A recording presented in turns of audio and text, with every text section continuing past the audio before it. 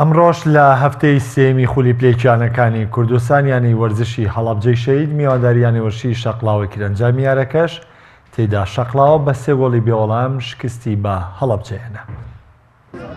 لە هەفتەی سێمی خولی پلەیەکی کوردستان یانەی وەرشی هەڵەبجە میوانداری یانەی وەرشی شەقڵاوی کرد.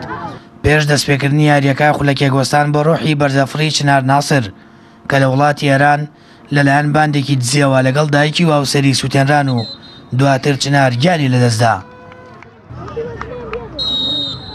نیوەی یەکەم یاریەکە دەستی پێکرد و شەقڵاوە لە دەرەوە یاریگای خۆی دەیویست 3 خاڵی یاریەکە بباتەوە. هەڵەبجەش لە ناوان دەرو یاریگای خۆی دەیویست سەرەتا گۆڵ تۆمار بکات. لە دوای چەندین هێرش بۆ سەر گۆڵیانی شەقڵاوە، بەڵام یاریزانانیانەی هەڵەبجە سەرکەوتوو نەبوون لە تۆمارکردنی گۆڵ.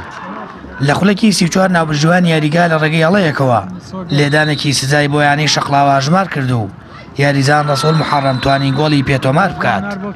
نیوەی یەکەم یاریەکە بە گۆڵێکی بێ بەرامبەر بە سوودی یانی شەقڵاوە کۆتایی هات. لە نیوەی دووەمی یاریەکە یاریزانانی هەڵەبجە لە ڕێگەی هێرشبردنەوە هەوڵیان دەدا ئەنجام یاریەکە یەکسان بکەنەوە. شەقڵاوەش بەرگریان لە تاکە گۆڵەکان دەکرد و لە ڕێگەی هێرشی هەڵگەڕاوەوە بە دوای گۆڵی دووەم دەگەڕان.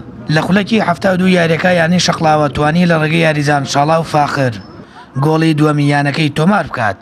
ئەوەش تا ڕادەیە گۆڵی ئەمان و بردنەوەی یاریەکە بوو.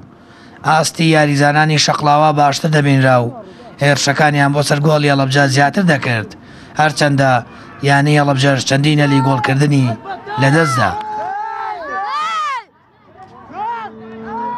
ڕەسوول محەڕەم لە ڕێگەی هێرشێکی تاکە کەسیەوە توانی لە خولەکی 86 گۆڵی دووەمی خۆی و سێمی یانەکەی تۆمار بکات و بەو ئەنجامەش یانەی شەقڵاوە بە 3 گۆڵی بێوەڵام لە هەڵەبجەی بردەوە و یانەکەی لە ناو یاریگاواندەری خۆی تووشی شکستێکی گەورە کرد.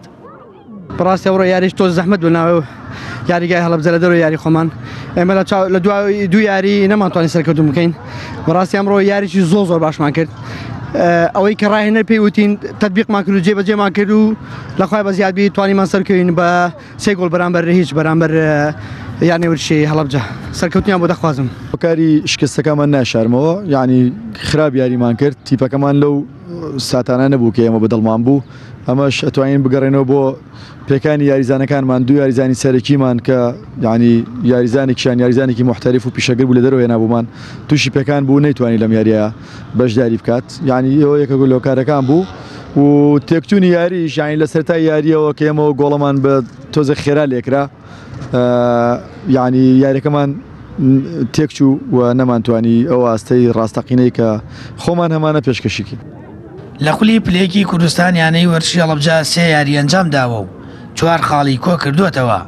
یانەی شەقڵاوەش تاکە خاڵی کێبوو بە بردنەوەی لە یانەی هەڵەبجە کۆی خاڵەکانی گەیاندە 4. سامان فەتاح کەناڵی ئاسمانی پەیام هەڵەبجە.